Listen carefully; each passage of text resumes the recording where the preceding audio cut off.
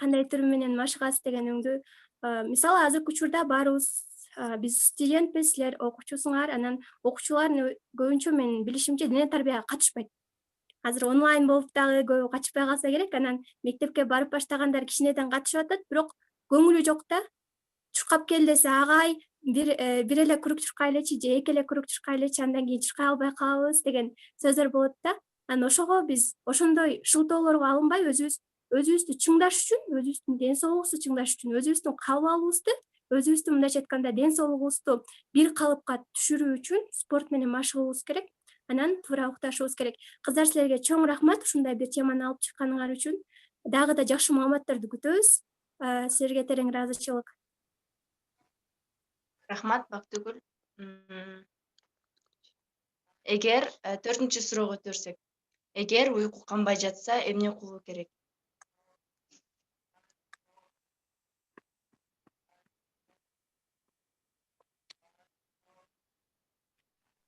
Саламатсыздарбы? Салам. Мен Беришмет. Эмне үчүн уйку кануу үчүн эмне кылуу керек? Ошол ар дайым мисалы бир адамды алсак, ал күнүмдүк уктаган режими бузулса, ал көп убакытка созулса, анан кийин нормалдуу режимге келтирүү аябай кыйын болот. Ошондуктан эң биринчи эле ошол күндө адам кылып жүргөн жумуштарын, мисалы, жакшы уктабай, ошол жаман терс жактарын оңдоого акырындан кирише башташ керек деп ойлойм. Эң негизгиси ушул эрте уктаган, мисалы 9-да уктап, эртең 5-те турса, бул эң нормалдуу режим деп ойлойм. Мен үчүн ошондой. Рахмат. Дагы жооп бере турган адамдар барбы? Жок болсо, биз 5-чи суроого өтө берелик. 5-чи суроо: биринчи байлык ден соолук деген макалга кошуласыздарбы? Жана бул макалга кандай карайсыз?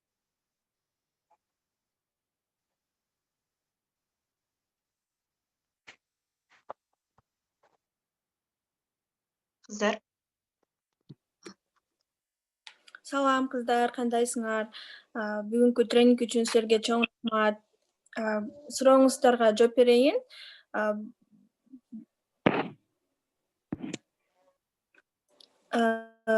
Биринчи байлык ден соолук, бул макалга мен толук түрдө баарыбыз эле толук түрдө кошулабыз. Анткени эгер ден соолук, бардык нерсени биз кылып жатканда, эгер ден соолугубуз болсо, ошол нерселерди кыла алабыз да. Анан эгерде кандайдыр бир туура эмес иштерди же болбосо ден соолукту жакшы карабасак, анда эң биринчи ушу ден соолугубуз жок болгондуктан биз башка иштерди жаза албай калабыз.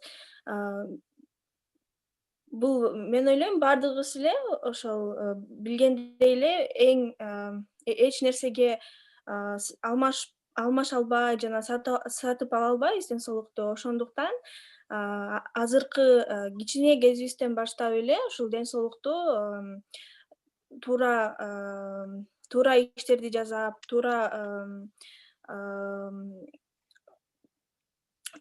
ошол кам көрөлү. Мен силерге айтарым ошол. Чоң рахмат айтылган эже. Анда бул суроолор барыңыздарга маанилүү жана сиздерге жаккан болсо, кийинкиге өтө берелик. Бул кызыктуу фактылар, кызыктуу маалыматтар десек да жаңылышпайбыз. Бул бизден башка өлкөлөр ушул эмне кылышат ден соолугун түшүндүрүү үчүн, канчанчы орунда турат дегендер үчүн дагы айта кетсек, Узак дени сак жашоонун сыры ачылган 5 өлкөнү окумуштуулары изилдеп чыгышкан. Алар биринчи орунда Түштүк Корея, экинчи орунда Швейцария, үчүнчү орунда Сингапур, Сингапур, 4-нчү орунда Испания, 5-нчи орунда Япония мамлекеттери жайгашкан. 1-нчи орун Түштүк Корея. Түштүк Корея жөнүндө дагы коюп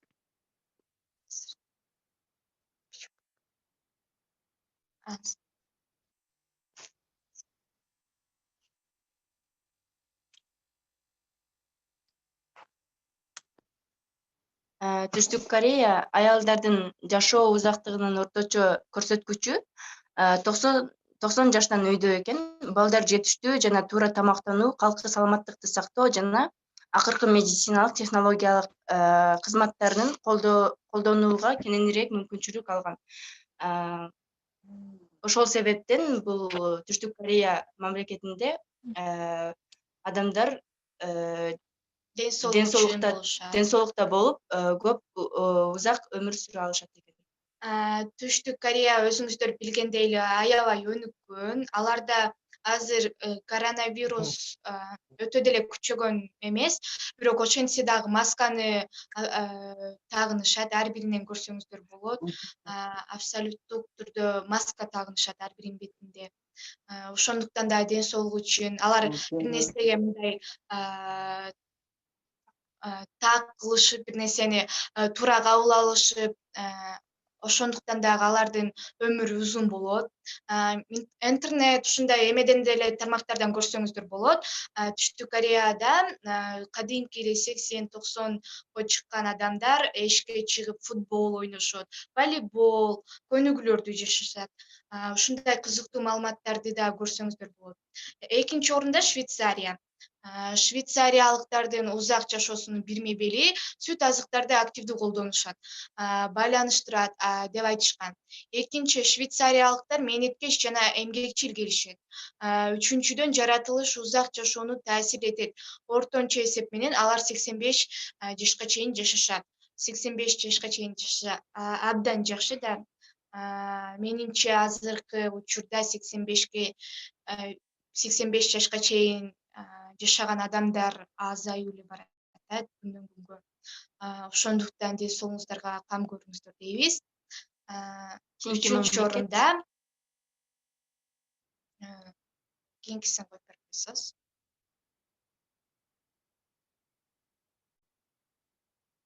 Кийинки мамлекет Сингапур мамлекети жайгашкан. Сингапурда саламаттыкты сактоо системанын бардык органдары үчүн ачык болгондугуна байланыштуу. Бул өлкөдө орточо жашоо узактыгы 83 жаш. 83 жаш жашашат экен Сингапур мамлекетиндеги адамдар. Кийинки мамлекет Испания мамлекети. Испания мамлекети жер ортолук деңиздин диетасы жүрөккө абдан пайдалуу болгон. Оливка майы, мөмө жемиштер, мунун баары испандардын узак жашоосунун сыры десек болот. Бул өлкөдө орточо жашоо узактыгы 82 жашты түзөт. 5-нчи Япония мамлекети.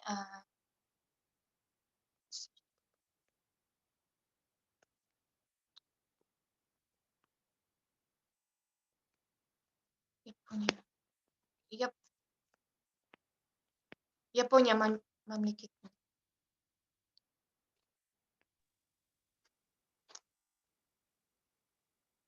Кийинкиге өткөзөрүңүз, Наргиз эже. Мен сүйлөгөн болуп атат азыр. Болуп атат. Мен бул жака Японияны кошпой калып турган, эгер силерде бар болсо окуп койсоңор кечирим сурайм.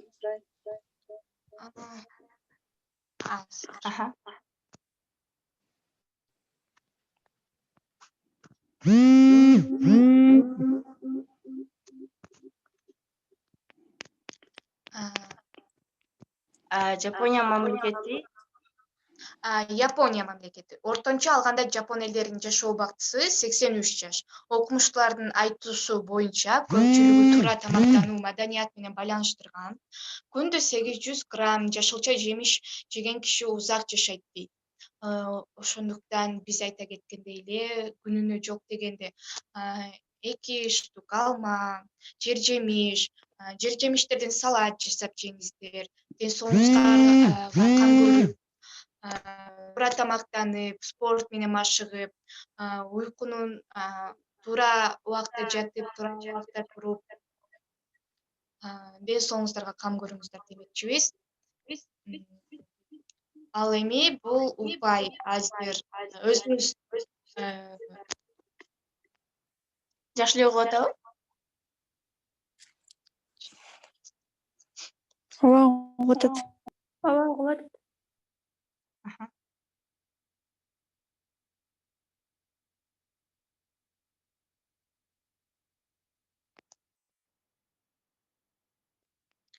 Анда эмесе биз бул жерде оюн сыяктуу кылып, бир аз көңүлдү ачуу үчүн баарыңыздардан суранабыз, калем сап жана барак алып, бул жерде балдар бар. Кайсыл жообу варианты сиздерге туура келген болсо, ошол жооптун упайын койсоңуздар жана жыйынтыгын чыгарабыз. Бир күндө таза абада канча убакыт сейилдейсиз? 1 упай бул 30 мүнөттөн аз, 2 упай 1-2 саат, 3 упай 2 сааттан көп. Кайсынысы сиздерге туура келсе, ошол упайды аласыз.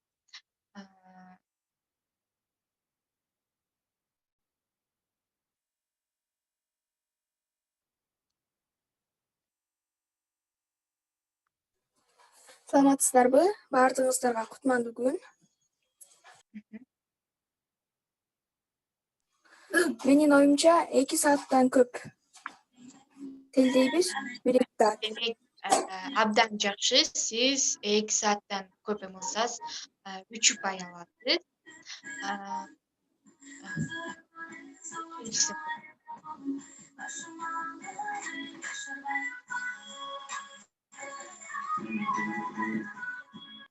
Кыздар, кимдики күйүп атат? Өчүрүп койсоңор, бул жакта адамдар сүйлөп атканда. Эгер силерге керек эмес болсо, микрофонуңузду бугуңуздар.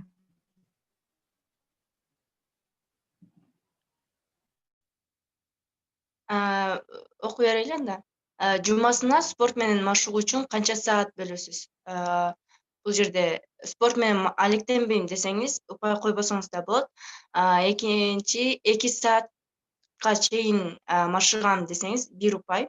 2 сааттан 2 саат жана 4 саат машыгам десеңиз, анда 2 упай. 5-6 саат машыгам десеңиз 3 упай жана 6 сааттан көп алектенем десеңиз 4 упай койсоңуз болот. Бул спорт менен машыккан адамдарга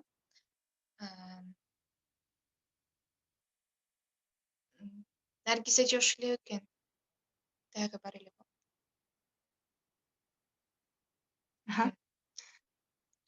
Бир күндө канча саат уктайсыз? Бул дагы абдан керектүү нерсе деп айта кеттик.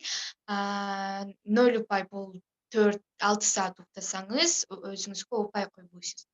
1 упай 9 же 9-10 саат же андан ашык уктасаңыз 1 упай. 7-8 саат уктасаңыз 2 упай.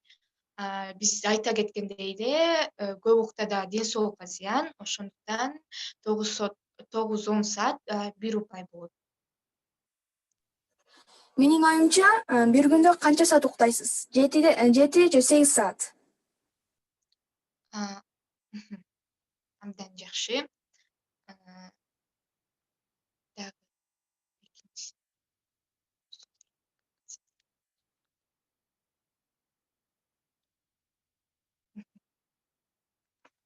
Кийинки суроо, сиз бош убактыңызды кантип өткөрөсүз? Эгер компьютердин же телевизордун алдында өткөрөм десеңиз 1 упай. Үй бүлөм жана досторум менен сейилдейм, маектешем десеңиз анда 2 упай. Спорт менен машыгам жана таза абада сейилдейм десеңиз анда 3 упай. Эгер эс алууга убактым жок десеңиз, упай койбосоңуз болот. Адам күнүндө эле мындай иш менен алек болгондо ден соолукка аябай күч, зыян келет. Биздин айта кеткендей эле таза абада эс алып эме кылыш керек. Кечке эле ишкылдап, кыймылдап жүрө бергенде ден соолукка зыян келет. Адам эс алууга да убакыт бөлүш керек. Бул жерде ошо өзүбүз айта кеткендей эле упайлар. Ошо кимде канча упай болду, айтса кетсеңиздер жакшы болот. Кийинки сурет. Мен көбүнчө бош убактымда телевизор көрөм, анан дагы китеп окуйм да. Абдан жакшы.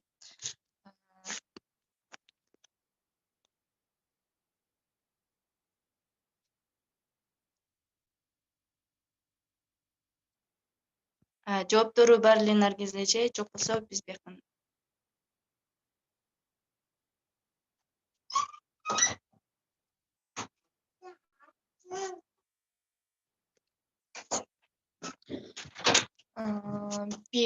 Бирден 6 упайга чейин сиз ден соолугуңузга, жашооңузга, сырлардын колдонбой жатканыңызга кабар берет.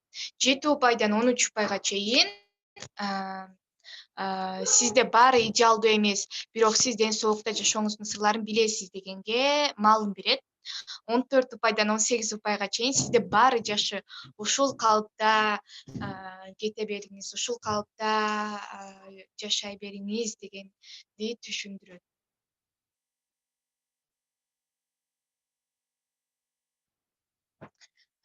Ошо биздин тренинг дагы аягына келип жетти. Катышканыңыздар үчүн чоң рахмат. Биз дагы биринчи тренинг болгон үчүн толкун дагы жакшы түшүндүрө албай калдык окшойт. Эгер жакшы түшүндүрө албай калган болсок же туура эмес айтып алган болсок, кечирим сурайбыз. Эгер сиздерге билбеген маалыматтарыңыздарды билип алган болсоңуздар, биз аябай кубанычтабыз. Анда эмесе баардыгы түшүнүктүү болгон болсо, Тренингти Наргиз эже. жыйынтыктай берелик.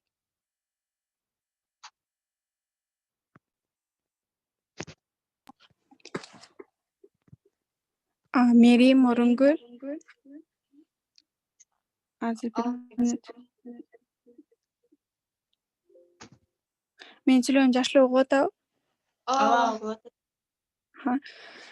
Немесе бүгүнкү тренингке силер ушу менен жыйынтыктадыңар деп бул жакта жанагы аягында бир сүрөт бар болчу, бирок мен аны кошпой калыптырмын. Мерим кечирим сурайм. Жаңы жылга байланыштуу. Эчтеке эмес. Ошондо бүгүнкү тренингди уюштуруп өткөрүп бергенге ушу Мерим, Өмүргүл силерге чоң рахмат. Менин оюмча бул кандай десек, бул ошол өтө биз түшүнбөй, азыркы учурда биз муну толук түрдө түшүнүп кабыл ала элекпиз да, бирок чындыгында эле ошо бул жакта жана суроолорго мен азыр эгер башка катышуучуларда ой пикирлер жок болсо, анда өзүмдүн ой пикирим менен бөлүшүп өтүрсөм. Ал эми башка кыздар бул жактан бизден бүгүнкү ошо тренингке катышып аткан кыздар эгер ой пикирлериңер болсо, бөлүшүп, негизи суроолорго жооп бербей калгандар суроолорго жооп берип катышсаңар болот.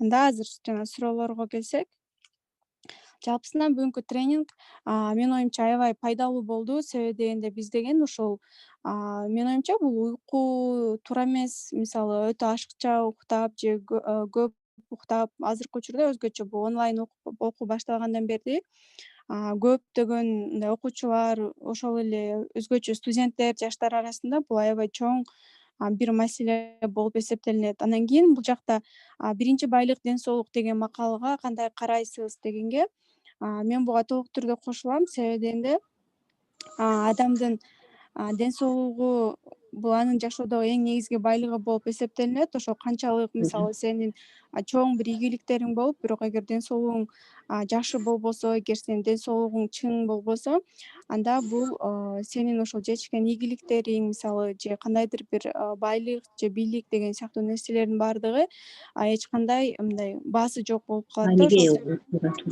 Ошол себептен биз өзүбүздүн ден соолугубузга сөзсүз түрдө кам көрүп, эң биринчиден ушул өзүбүздү жакшы көрүп, сыйлап, ошону үйрөнүшүбүз керек. Ал эми мисалы бул жакта ошол ден соолукка негизги таасир эткен факторлордун бири бул уйку болуп эсептелинет.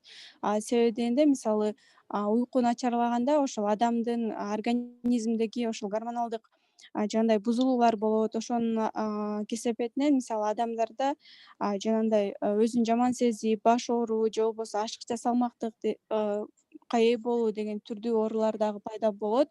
Ошол себептен муну биз сөзсүз түрдө эске алып, андан кийин азыркы учурда ушул интернет же болбосо мындай гаджет телефондорго азгырылбастан аларды мисалы уктап жатканда өзүбүздөн алыс коюп, ошол бир убакта туруп, эрте жатып, эрте турганга аракет кылышыбыз керек экен. Себеби дегенде анатомияда деле мисалы түнкү саат 1ден бизге 3кө чейин ошол биздин организмибиздин өзгөчө өспүрүм дагы мындай жаш кыздар балдардын организми үчүн ушул түнкү саат 1ден 3кө чейин эң керектүү гормондор иштелип чыгат экен да. Анан кийин эгер мисалы биз ошол 1ден 3кө чейинки убакытты телефон чукулап же болбосо башка ушундай пайдасыз нерсеге кетирген болсок, биз ошол өзүбүзгө 2-3 эсе организмибизге зыян келтиребиз. Анан менин оюмча бул теманы баары эле мындай билип түшүнөт, бирок эмнегедир эч ким кабыл албайт да. Мисалы менде деле болот андай күндөр телефон менен